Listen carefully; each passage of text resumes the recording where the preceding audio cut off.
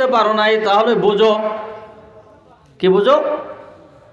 মানুষ যখন কোনো মাটির কবরে ঢুকে রে ভাই, এই মাটির কবরে ঢোকার একটা সিস্টেম আছে। কি সিস্টেম? মানুষ যখন তার বাড়িতে মারা যাবে, মারা যাওয়ার পরে ওই লোকটাকে সুন্দর করে গোসল করানো হয়। সুন্দর করে গোসল করাইয়া 3টা সাদা কাপড় দেয়া কাপড়ের কাপড়ে মোড়ানো হয়। এরপরে 4 জন ধরে 4 বিহারার পালকির উপরে তাকে উঠানো হয়। 4 জন কাঁধে করে কবরস্থানে নিয়ে যায়। কবরস্থানে নেওয়ার পরে সুন্দর করে মাটির কবরে দাফন করে দেয়। দাফন করার পরে তার উপরে বাঁশের খাটনি পরানো হয়। বাঁশের খাটনির উপরে সুন্দর একটা চাটাই পারা হয়। এরপরে মাটি দেওয়া হয়। এরপরে মানুষ 3 মুঠ মাটি দিয়ে কবরস্থান থেকে বিদায় হয়ে চলে যায়। প্রতিদিনে আমি যে কবরে ঢুকেছি ঠিক একই সিস্টেমে আমি ঢুকেছি। আমি মারা যাওয়ার পরে একই সিস্টেমে লোকেরা আমাকে এই কবরে ঢুকাই দিয়েছে। জোরে গান সুবহানাল্লাহ। আমি তো এমনি ঢুকে নাই, ওই সিস্টেমে আমাকে ঢুকানো হয়েছে। উপরওয়ালা লোক যে জিজ্ঞাসা করতেছে সে তখন ভাবলো যে আমি এতক্ষণ যার সাথে কথা বলতেছি এই লোকটা আসলে তাজা মানুষ না, এটা মরা মানুষ। এখন বলেন তো, এই যে রাস্তা দিয়ে আপনি হাঁটতেছেন, হঠাৎ করে একজন মরা মানুষ আপনার সামনে এসে সালাম দেয়া যদি বলে, ওই মতিন হাজি সাহেব আপনার সামনে এসে সালাম দেয়া যদি বলে যে আমি মতিন হাজি, আপনি বাঁচবেন না মরবেন ওখানে? কোন তো দেখি। হ্যাঁ, আপনার সামনে যদি এই লোকটা আসে যে কয়েক বছর আগে মারা গেছে, এখন আপনার সামনে সালাম দিয়ে বললো যে আমি মতিন হাজি, আপনিও দেখলেন যে মতিন হাজি, আপনি কি ওখানে মানুষ থাকবেন না অন্য কিছু হবেন? কোন দেখি। ভয় করবেন না? রে বাবা, 40 বছর আপনি সংসার করছেন, 5টা ছেলে আপনার, 7টা মেয়ে আপনার, বউ আছে বাড়ির, আপনি এই রাত্রে মারা যান, সকালবেলা দেখেন তো আপনাকে বাড়িতে আর রাখা হয় কিনা? রাখবে কি? হ্যাঁ, যদি গোটা গ্রামের লোক এসে বলে যে তোর বাপ মারা গেছে, আজকের দিনটা বাড়িতে থাক, আগামীকাল মাটি দিস, সলফল মানবি, কবে যে চাষা হবে না, নাও তো তাড়াতাড়ি বাড়ি থেকে সরাও, এই লোক তো আর মানুষ নাই, ইয়ে আসে ভূত হয়ে গেছে। আপনার ভূত হতে সময় লাগবে না। কি বলেন, ঠিক কিনা? তো লোকটা যখন বলছে যে আমি ওইভাবে কবরে আসি, তখন উপরের পথিক চিন্তা করলো, রে বাবা, এতক্ষণ আমি যার সাথে কথা বললাম এ তো আসলে মানুষ না, এটা কি? কি এটা? ভূত। ভাই আপনারা হুড়াহুড়ি ফাড়াফাড়ি জেনে করেন, একটু আস্তে করেন, এদিকে আওয়াজ আসতেছে। একটু কালেমা পড়েন, মহাব্বতে কালেমা পড়েন, লা ইলাহা ইল্লাল্লাহ। জিজ্ঞাসা করে কবরওয়ালাকে, ও ভাই কবরবাসী, তুমি কতদিন হলে এই কবরে নামাজ পড়ো? কবরের যেই মাইয়াত আছে কবরে নামাজ পড়তেছে, উনি বললেন, ভাই প্রতীক ভাই, এই কবরের মধ্যে আমি 400 বৎসর হলে কবরে নামাজ পড়ি। জোরে গান সুবহানাল্লাহ। 400 বছর আগে আমি মারা গেছি, 400 বছর হলে এই কবরে আমি নামাজ পড়তেছি, নামাজে দাঁড়ানো আছি।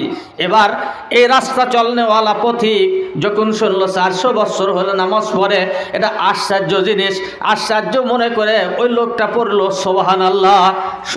জোরে সরে পড়েন সুবহানাল্লাহ। পথিক বলল, সুবহানাল্লাহ, আপনি 400 বছর হলে নামাজ পড়েছেন, কি আশ্চর্য কথা। কোনো আশ্চর্য কেউ কিছু যদি দেখে তখন কিন্তু মানুষ এটা পড়ে, সুবহানাল্লাহ, আলহামদুলিল্লাহ, আল্লাহু আকবার, এই শব্দগুলা পড়ে। তো পথিক যখন এটা পড়ছে, কবরওয়ালা নামাজ ছেড়ে দিছে, দেয়া বলতেছে, ভাই পথিক রে, তুমি যে আমার নামাজের কথা শোনার পরে সুবহানাল্লাহ পড়েছো, এবার একটা কথা আমি তোমাকে বলতে চাই। বলে, কি বলবা? বলে, 400 বছর নামাজ পড়তেছি কবরের মধ্যে, আমার এই 400 বছরের নামাজ তুমি নাও, আর তুমি যে একবার সুবহানাল্লাহ পড়েছো, ওই সুবহানাল্লাহর সবটুকু তুমি আমাকে দাও। আমি 400 বছরের নামাজ দিয়ে তোমার একবার সুবহানাল্লাহর সাথে আমি বদল করতে চাই। জোরে কোন সুবহানাল্লাহ। 400 বছরের নামাজ আর একবার সুবহানাল্লাহ এর সাথে একটু কি করতে চাই, বদল করতে চাই। তুমি আমার নামাজগুলো নাও আর তোমার সুবহানাল্লাহর সবটুকু আমাকে দাও। এবার পথিক চিন্তা করে যে নিশ্চয় এর মধ্যে কোনো ঘাবলা আছে। কি বলেন?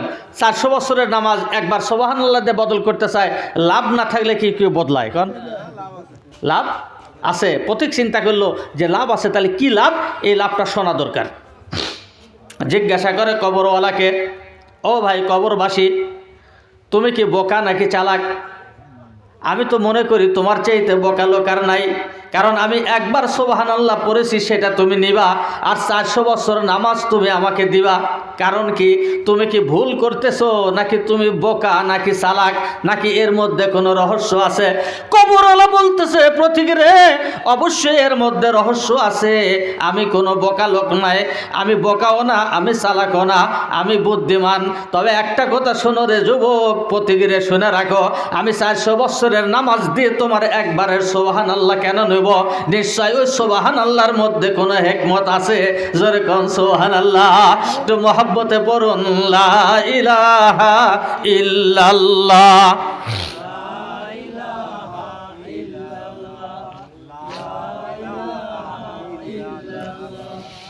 লা ইলাহা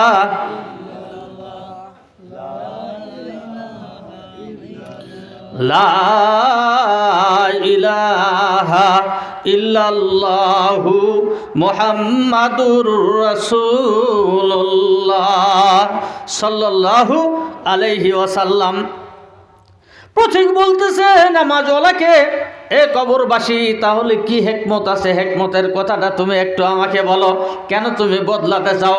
কবরওয়ালা বলতেছে, কবরবাসী বলতেছে, পথিক তবে শোনো, শোনো রে পথিক, আমি দুনিয়াতে একজন নামাজি মানুষ ছিলাম। জোরে কান সুবহানাল্লাহ। কবরওয়ালা বলতেছে, আমি দুনিয়াতে একজন কি ছিলাম? নামাজি মানুষ ছিলাম। আমি 5 ওয়াক্ত নামাজ পড়েছি। তবে যুবকরে শোনো, প্রত্যেক নামাজের পরে আমি দোয়া করেছি, আল্লাহ, কবর লম্বা লম্বা মঞ্জিল হবে কবরে শোয়ার পরে। আল্লাহ রসুলের হাদিস শুনেছি, কবরে যদি কোনো মানুষ ঘুমায়, সর্বনিম্ন 50,000 বছর কবরে থাকা লাগবে। আর যারা হজরত আদমের যুগে কবরে শুয়েছে, তারা লক্ষ লক্ষ কোটি কোটি বছর ওই মাটির ঘরে শুয়ে থাকবে, মাটির ঘরে কাটানো লাগবে। একা একা একজন মানুষ মাটির কবরে শুয়ে থাকা বড় কষ্টের কথা।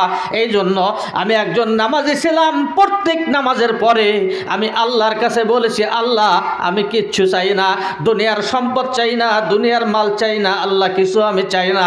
আমি একটা জিনিস চাই, এই দুনিয়াতে যেমন আপনার কুদরতি পায়ে আমি সেজদা করার সুযোগ আল্লাহ তুমি করে দিয়েছো, আমি যখন মারা যাব ওই অন্ধকার কবরে আমি শুয়ে পড়ব। আল্লাহ দয়া করে অন্ধকার কবরে আল্লাহ তুমি আমাকে নামাজ পড়ার সুযোগ দিও। জোরে কান সুবহানাল্লাহ।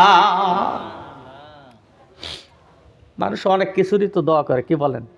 অনেক কিছু চায় না? অনেক কিছু চায়, মোনাজাতে অনেক কিছু চায়, অনেক কিছু পায়, অনেক কিছু আবার পায় না।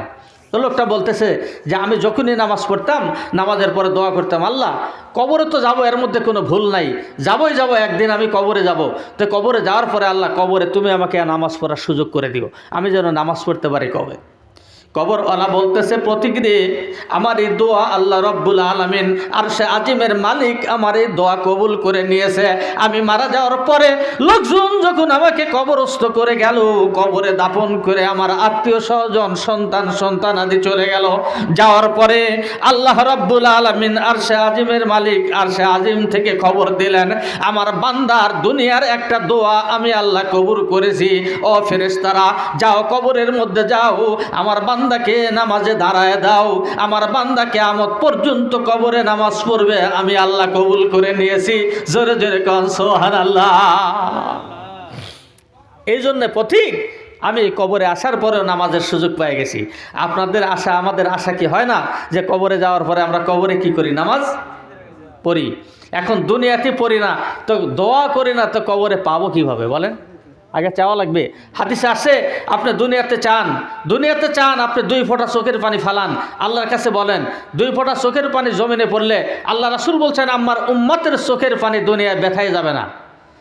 যে চোখে কান্দে, যে চোখে আল্লাহর ভয়ে পানি আসে, যে চোখ আল্লাহর ভয়ে কান্না করে, রাসূল বলেন, হারামাল্লাহু আলাইহিন নার, ওই চোখের জন্য আল্লাহ জাহান্নামের আগুন হারাম করে দেয়। একবার কান্দা দেখেন, একবার কান্দা দেখেন। কান্দি আমরা দুনিয়ার জন্য কান্দি, কিন্তু কবরের জন্য, আখিরাতের জন্য আমরা কান্দি না। এখনই আপনার একটা ছেলের অসুখ হোক, মরণপূর্ণ হয়ে যাক, আপনি কাঁদবেন তো আপনার চোখ দিয়ে পানি এমনি আসবে, কি বলেন? আসে কি আসে না? যখন ছেলের অসুখ ভালো হয়ে গেল, আপনার চোখের পানিও শুকায় গেল, আর পানি বাড়ায় না। কি ভুল না ঠিক? কন হ্যাঁ, ঠিক তো। একটা বিপদে যখন পড়ে যাবেন তখন কানবো, আমরা বিপদে পড়বো, কানবো, বিপদ চলে যাবে, কান্না শেষ, কান্না কি শেষ। আশরাফ আলী থানভী রহমতুল্লাহ আলাই একটা ছোট্ট ঘটনা লিখছে, বলবো কি, খেয়াল করেন, হ্যাঁ রাগ করবেন না তো। এটা